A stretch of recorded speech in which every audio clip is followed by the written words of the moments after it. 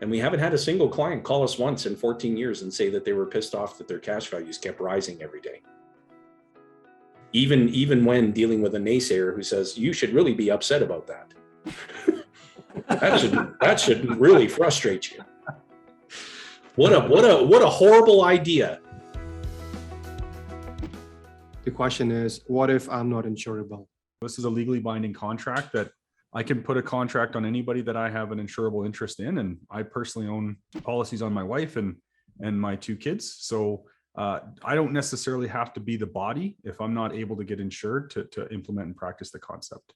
I think the other question that's coming up is, do you have any representatives in Saskatoon? So maybe we can expand it, not just to Saskatoon, but other provinces also, because I'm sure someone may also be thinking in Toronto, hey, how you guys work with folks in Toronto? Well, actually, I'm happy to report that I just recently obtained a contract in the province of Saskatchewan. And I think the 2 gentlemen that I'm staring back at right now are licensed right across the country. And I know that Henry's coming to us from the greater Toronto area. Jin's out in Vancouver. So we have advisors all across the country. And thanks to all the great technology, I can connect with people in Ontario from the comfort of my home here in Calgary. So absolutely. Yeah. Well, world is becoming too local. We don't have to be in Toronto or Calgary to make things happen for our family. I guess Zoom does it all for us. The other question coming up is it worth starting small? So what our suggestion would be is book your call with the advisor that's been assigned to you and determine what the next steps are going to be. Right now, I cannot answer that question because we need more information. And as we shared in the bootcamp, we have clients who put a couple $100 per month into policies all the way to thousands of $1,000 per year. So starting is a starting. That's important. It's a step toward progress. But the way we can answer the question the correct way is to book your call so that we get an opportunity to really understand where you are in your life journey and where you need to go, and see how we can use the process of becoming your banker to get you to where you need to be. So that will be the next step for you. The other question that's coming up is, how does a retired person convert RRSPs, TFSA, and pensions into becoming your own bankers? We have to make sure that we get good guidance from a tax professional, especially if you're going to be accessing money from things like registered accounts.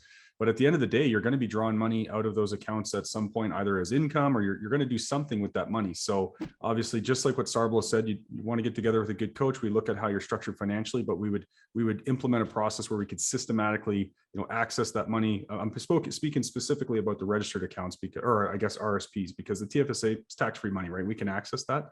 But we'd have to implement the money from the RSP into a policy system, if that made sense for you over time, just to consider tax consequences and those sorts of things. But you can use that as a source of premium.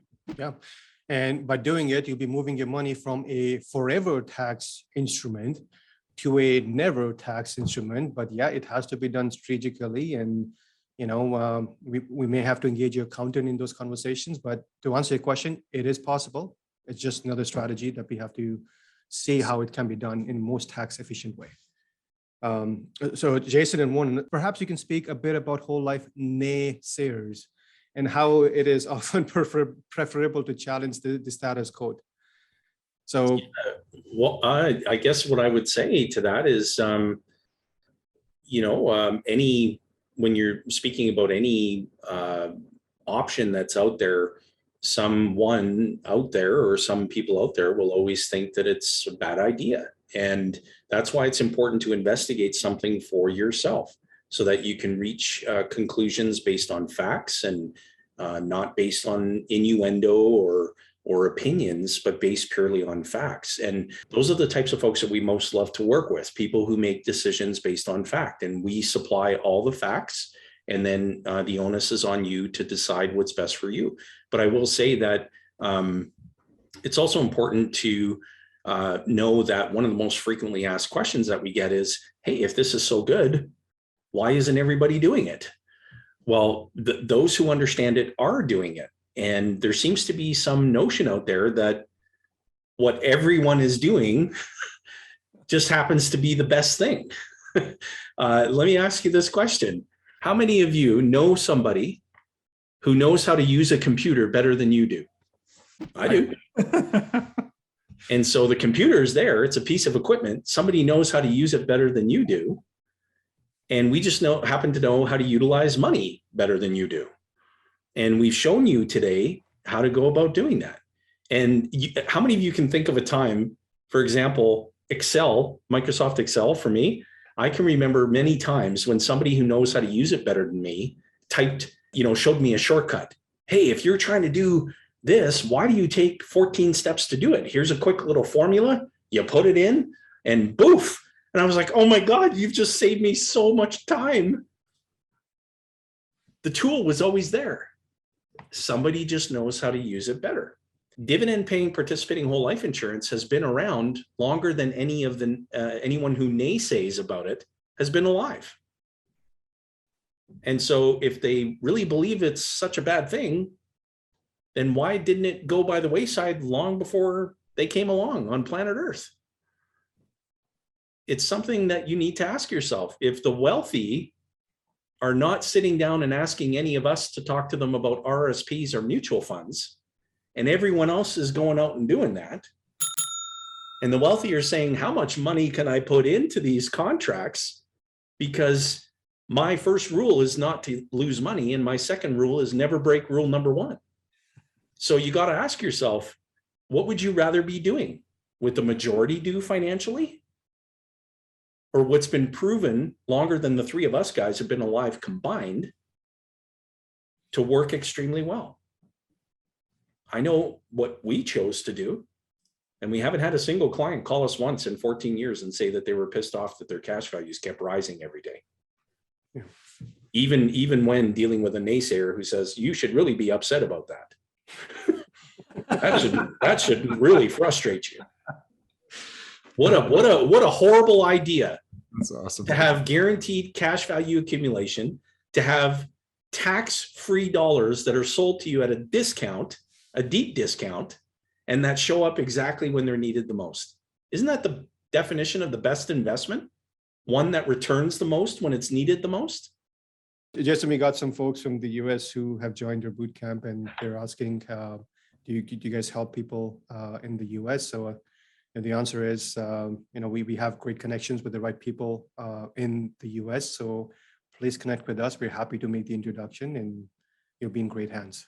Yeah, and we will be operating in the United States. But we had to wait until the land borders opened up to be able to complete all the remaining requirements. So we will eventually be operating in the United States. So thank you to our American attendees for being with us. Awesome to see you here. And if you want to be connected, like Sarbloh said, we will make sure that you get connected with the right practitioner who's best suited to help you. Yeah.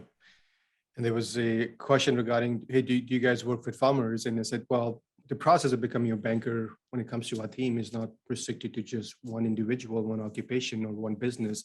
We help people in every aspect of business, or if they're T4 team members, it's not restricted. We all have the need for financing, whether we're farmers, whether we're physicians, we're doctors, we're chiros, we're engineers, we're lawyers, we're accountants. It works for everybody, and our team is equipped to help every individual. Jayson, I think one question that is really important to address is, who is the right fit for the process of becoming your own banker? Oh, goodness. Well, I would say that if you are spending less than what you're making, now that would apply personally and corporately. So in your own personal life, if you earn $1 and you spend less than $1, then you would be in a position to get started somewhere with this process.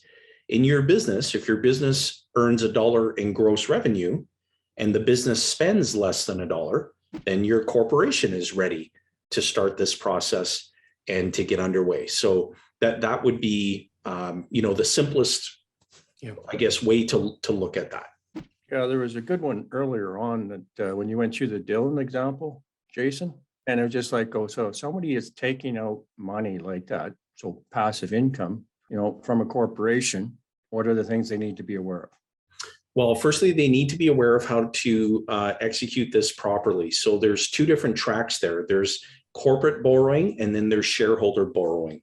And that is why it is so important to work with somebody who knows how to do this properly. When the shareholder is accessing that money, and the money, so if you just follow the money, we have a corporate-owned life insurance policy on, and Dylan is the life that is insured, and the corporation owns the contract, and is using corporate money to pay the premium. When Dylan's in passive income time, Dylan wants to access money. He's a shareholder. So the money flows from the life insurance company to the corporation, or from a commercial bank to the corporation. And we work with the corporate owner on how to collaterally assign the policy with a commercial bank. The money comes in, and then to get that money into Dylan's hands, that has to come to him in the form of a dividend. Now, if Dylan said, well, hey, look, you know, I'm not really interested in dividends. I'd like to access the money without triggering a dividend, then the option there is for Dylan to pay the corporation what's called a guarantee fee. And that guarantee fee, now that ranges, it can range anywhere from 1 to as high as 2.5% of whatever the loan balance is. However, Dylan needs to have other assets so that when he dies, the collateral assignment on that life insurance policy can be taken care of using all of the death benefit proceeds coming into the corporation first, and then the corporation paying off the bank. If it didn't happen that way, then Dylan could find himself, his estate could find itself in a bad situation where all the money that he used ends up being added to his final tax return as income.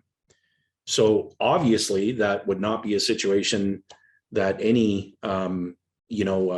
shareholder would want to find their estate in if they passed away. So you've got to work with a professional on our team who knows how to do this properly. And we also have Frank Abate, Tim Dawson.